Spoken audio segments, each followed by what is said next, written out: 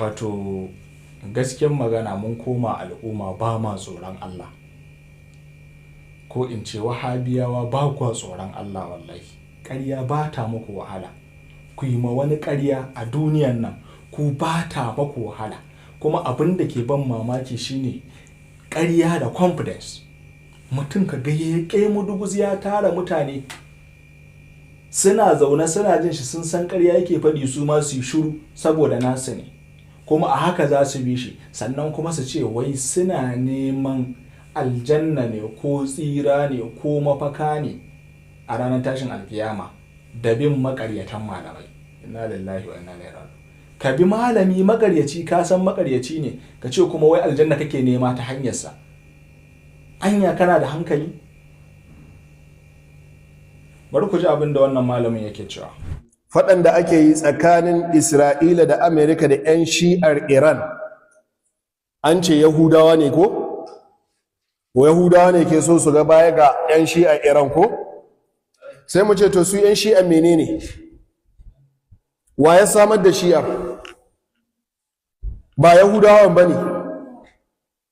Duk yadda malami ya yi kauce-kauce, bai isa ya ce Abdullahi bin Saba'A ba Yahude ba ne.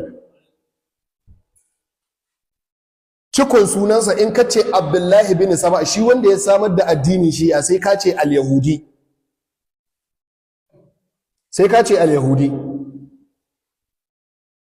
Ashe kaga wasu ne suke me? Suke faɗansu. Idan Allah ya haɗa azzalumi da azzalumi faɗa, kai da ba azzalumi me ya kamata kai? Ba ka koma gefe ba? So muna tambaya shi addini Shi'a wa ya kafa shi? Wa ya kafa shi? Zuwa nan kun fahimci abin da nake so ko kuma kun ji abin da nake so ku ji. Shine yana cewa wai addinin Shi'a ma wani Abdullahi bin Saba'A al-Yahudi ne ya kafa shi. Tambayar da za ku yi a nan guraren ko za mu yi a nan shine waye Abdullahi bin Saba'A al-Yahudi? An yi shi a tarihi ko ba a yi shi ba? Idan an yi shi to waye shi? Na'am, na bincika. Na samu cewa shi wannan Abdullahi bin Saba'A al-Yahudi din an yi shi a tarihi. An yi shi a tarihi. Amma a tarihin nasa kun san yaushe aka ce ya musulunta? Na'am, ya musulunta ne a zamanin Usmanu bin Affan. Uthmanu bin Affan, khalifa na biyu. Au khalifa na uku. Khalifa na uku fa, bayan Abubakar ya yi mulki ya mutu, Umar ya mutu. Sannan Uthmanu bin Affan ya karba. Bayan shi ne Ali, Imam Ali alaihi salatu wassalam. To wai Shi'anci Abdullahi bin Saba'A al-Yahudi shi ne asasata. To tambayar a nan gurin shi ne, dama Shi'anci a zamanin Uthmanu bin Affan ne aka samar da ita? Sai ka ba mu amsa.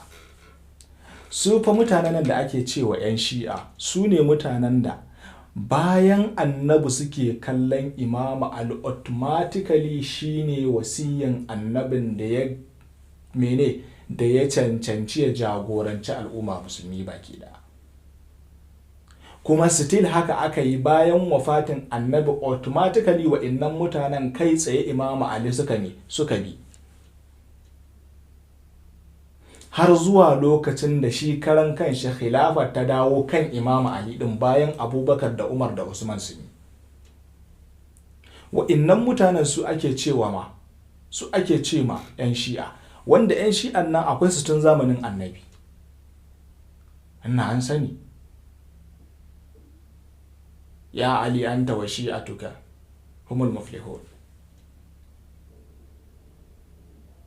An san wannan tun zamanin Annabi ya nuna Ali ya ce kai da jama'ar ka ku ne ma tsirarru. Tun lokacin Annabi ba, to yanzu wani ya zo yana ce mana Abdullahi bin Saba'A shine ya kafa Shi'anci ko shine ya zo da addinin Shi'a. Dan Allah dan Annabi bai kwarara ƙarya ba. Mutumin da ya musulunta sai ya musulunta ne a zamanin Uthman bin Affan. Ka zo ka ce mana shi ya asasa Shi'anci? Kana nufin Shi'anci ba ta sai lokacin Uthman bin Affan?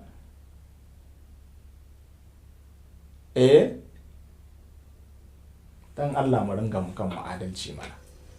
Mu ringa kan mu adalci. Dama kuma ka kumanta shi wannan mutumin nafsin shi shine kwanakin baya duk da cigiyar da aka dinga badawa akan ana neman alkur'anin yan Shi'a a kawo an sa kuɗaɗe, wasu sun sa kuɗaɗe, wasu tun shekaru kaza da ta wuce sun sa gida, sun sa mota, suna so a kawo musu ƙur'anin yan Shi'a, ba a kawo ba. Sai wannan mutumin ya fito yana cewa wai a ƙur'anin Shi'a sun san, a ƙur'ani na musulmai an san tabbat yada abi lahabin wa tabba, amma a ƙur'anin Shi'a wai a je a duba yana nan tabbat yada Abubakar, tabbat yada Umar, tabbat yada Usman, tabbat yada Aisha, tabbat yada Hafsa. Ya Allah, ya Allah, ina kaga wannan? Da sai ka kawo mutane ƙur'anin su duba magani. Magana da ina aka samo shi? Kai kuma ina ka karanto wannan ayoyi da kake ikirarin cewa suna cin alƙur'anin Shi'a ne? To amma fa wannan bai sanya inda suke jin shi sun ji cewa wannan mutumin makaryaci bane, bari su kiyaye shi, saboda magana ake ba ta duniya ba ta lahira. Duk wanda ya shiga rigar malinta har mutane suke bin shi, su fa a nufin su a wannan biyayyar da suke mai shine neman lahira da sanin abin da Allah ya ce dan su yi wa Allah bautar da ta dace, bautar da ya bukata kuma yadda yake so. To amma daga ƙarshe yanzu ka samu malamin ka makaryaci ne, to ta yaya ka tabbatar da cewa yadda ya gaya maka ana sallah gaskiya ne?